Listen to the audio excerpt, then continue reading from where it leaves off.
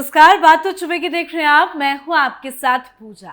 आज लेकर आई हूं वो बात जो बीजेपी विरोधियों को बड़ा चुभेगी, विपक्ष के दिल पर लगेगी, विपक्ष के नेताओं की पोल भी खोलेगी। क्योंकि पीएम मोदी हमेशा अपने कुछ अहम फैसले से सबको चौंका देते हैं। एक तीर से कई निशाने लगा जाते हैं और कुछ ऐसा ही बड़ा धमाका बहुत जल्द होने वाला है। जी हाँ, इन दिनों बीजेपी में नए राष्ट्रीय अध्यक्ष के नाम की जबरदस्त चर्चा चल रही है।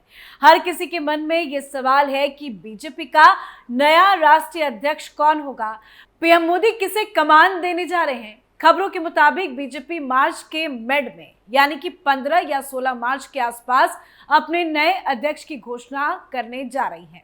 मतलब होली के बाद नए राष्ट्रीय अध्यक्ष का ऐलान हो जाएगा, जिसको लेकर हलचल जबरदस्त है। तो आज अपने शो में आपको बताऊंगी कि कौन बनने जा रहा है बीजेपी का राष्ट्रीय अध्यक्ष। तो भारतीय जनता पार्टी का अगला राष्ट्रीय अध्यक्ष कौन होगा, ये सवाल ठीक वैसा ही है जैसा किसी राज्य में चुनाव जीतने के बाद बीजेपी सीएम का नाम तय करने के दौरान होता है। बीजेपी अध्यक्ष को लेकर चर्चाओं का दौर जबरदस्त जारी है। हर किसी के मन में सवाल है कि जेपी नड्डा की जगह ये जिम्मेदारी कौन संभालेगा।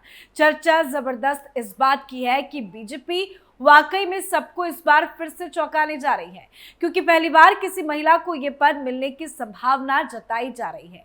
और ये दो महिला नेताओं के नाम ऐसे हैं जिसकी चर्चा जबरदस्त हो रही है। इनमें आंध्र प्रदेश से आने वाली डी पुरंदेश्वरी का नाम शामिल है। उन्हें बीजेपी में दक्षिण का सुषमा स्वराज कहा जाता है। तो दूसरा नाम वंथी श्रीनिवासन है।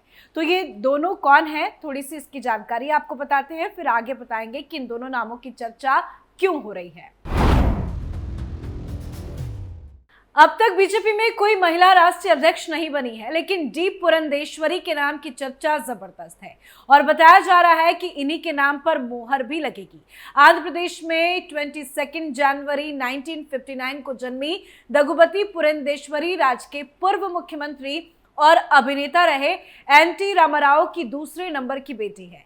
राजनीति में डी पुरंदेश्वरी दक्षिण की सुषमा स्वराज के नाम से चर्चित है। पुरंदेश्वरी ने ग्रेजुएशन करने के बाद जेमोलॉजी में डिप्लोमा भी किया। इसके बाद साल 1997 में Hyderabad institute of James and jewellery की स्थापना की।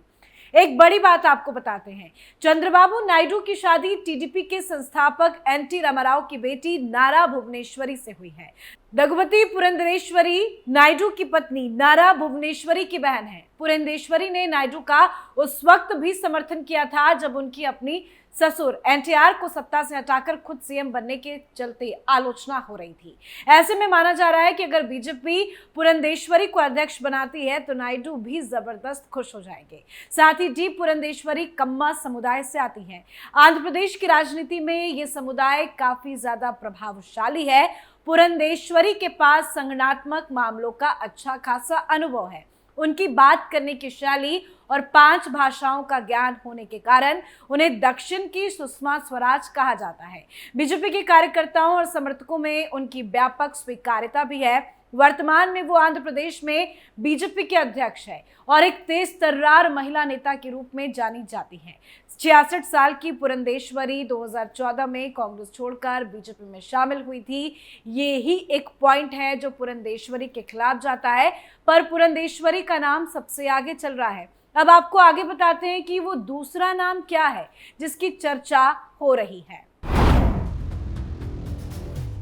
बीजेपी महिला मोर्चा की राष्ट्रीय अध्यक्ष वंथी श्रीनिवासन भी अब प्रमुख उम्मीदवारों में शामिल हो गई हैं।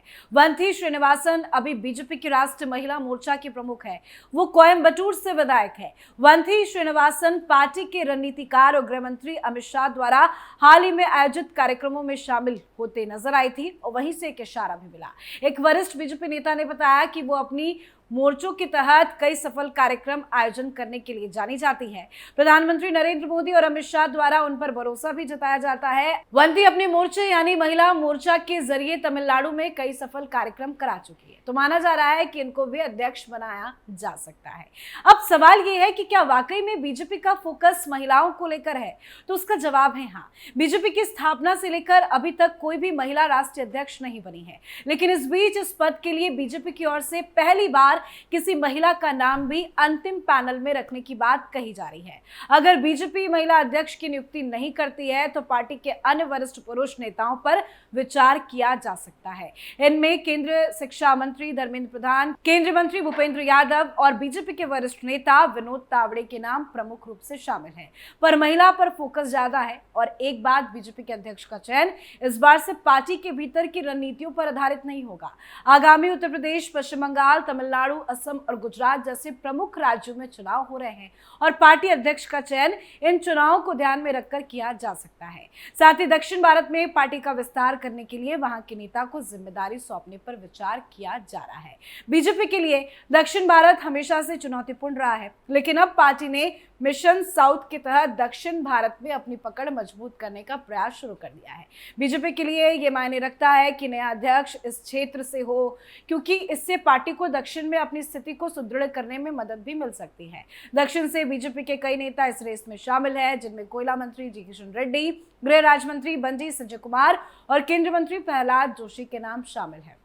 लेकिन अब महिला नेता आगे बताई जा रही हैं। अगर पुरुषों की बात करें तो हाँ, विनोद तावड़े जी का नाम आगे है। बीजेपी के महासचिव विनोद तावड़े का नाम भी राष्ट्र अध्यक्ष के लिए चल रहा है।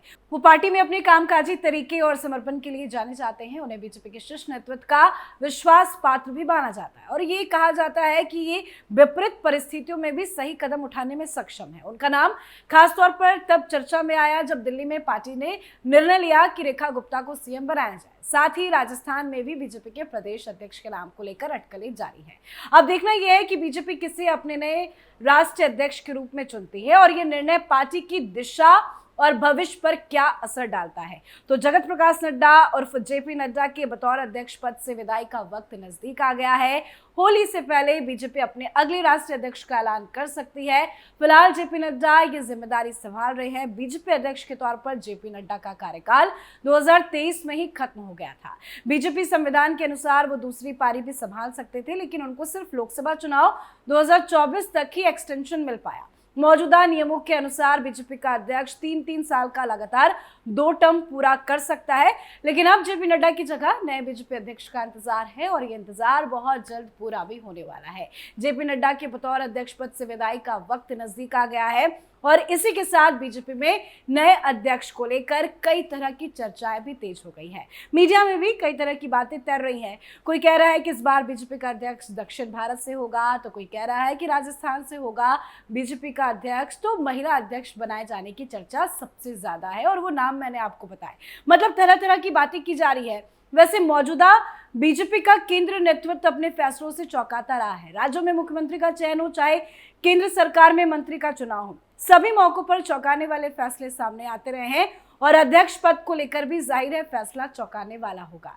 तो आपकी क्या कुछ राय है, कमेंट करके लिखिएगा। देखते रहिए कैपिटल टीवी। नमस्कार।